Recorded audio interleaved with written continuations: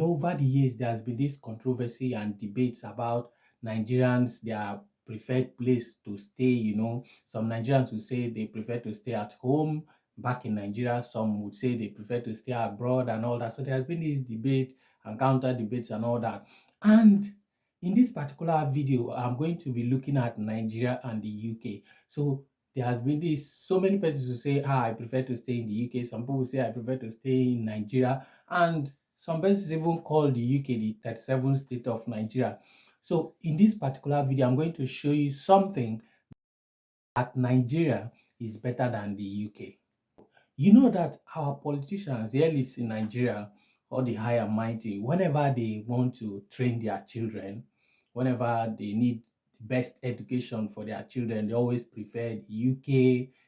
They send their kids to the UK because of the kind of schools and the quality of education, obviously. So, for the best education for their children, they always send their kids to the UK, meaning that they don't even rate the Nigerian educational system. Some even argue that that's the reason why they don't even want to fix the Nigerian educational system. So they always prefer to send their kids abroad to the UK, meaning UK's educational system is far better than the Nigerian educational system. So that one is settled.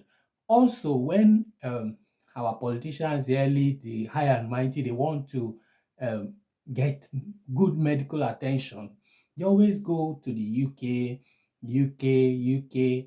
This one is sick. This one is sick. Is traveling to the UK to seek medical attention because they believe that they will get a proper attention or the facilities that they need to be treated rightly. So, on that aspect, the UK is better than Nigeria. No controversy, no argument.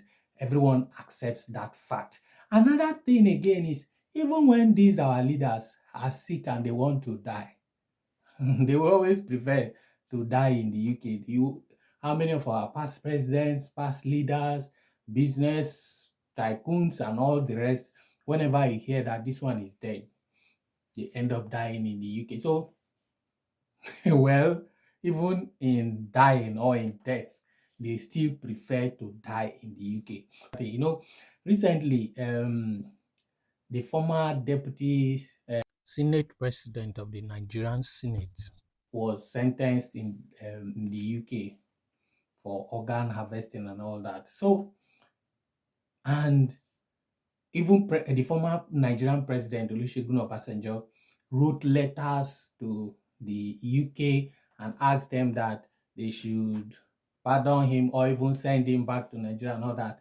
The UK officials did not even respond to that. So recently we heard that the Tinubu's government sent a delegation to UK officials pleading for Ekweremadu to be released to them, that he should come back home and serve the remaining prison sentence. So do you know why they made that request? You now start to wonder what is the rationale. Everything that these our leaders, these our politicians, they want, they always go to the UK. They always go to the UK, education, medical attention, even when they want to die, they go to the UK. So why is this particular issue of concern to them? Why do they want Ike Ekweremadu to come back to Nigeria and serve the remaining? I think the prison situation in the UK is poor as compared to Nigeria. Well, let's see the facilities.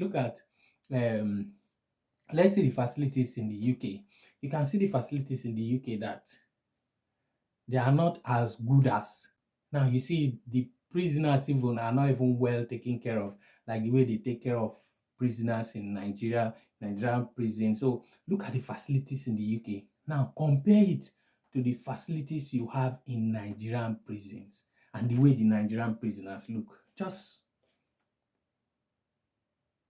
look at it. So you see why they want Ike Ekweremadu to come back home and serve the remaining sentence. Because the Nigerian prison is better. Because it's better, they will give, but the truth of the matter is starving prisoners or maltreating prisoners is not justice. It's not justice. And it is it has not been disputed that as small as, let me use, I'm not trying to look down on somebody, as small as Bobrisky is, I don't know, he or she is in Nigeria, Very Dark Man was able to come out and state that Bobrisky did not serve his or her prison sentence, all because she or he has a godfather, whether in the National Assembly also, just by having a godfather, somebody like Bobrisky that we only know as an influencer, a cross-dresser, did not serve the prison sentence. So how do you even expect that somebody like a former deputy senate president will now serve a prison sentence in Nigeria? So even if you're talking to sorry to use the word, the dumbest person in the world, that, oh, the reason you should bring him home, he should come back home and complete his sentence. They already know that you're only trying to ask them to cut the sentence and say this man should be freed.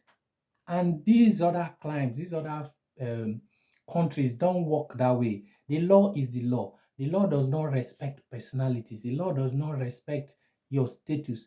If you go against the law will hold you. And that is why no matter how they present the case, everybody knows that the only reason could be just for them to do what Bobrisky did allegedly. So you see, in every other thing, the UK is better than Nigeria. But when it comes to prisons, no, you cannot compare the UK to Nigeria. Nigeria is far, far better. See you in the next video.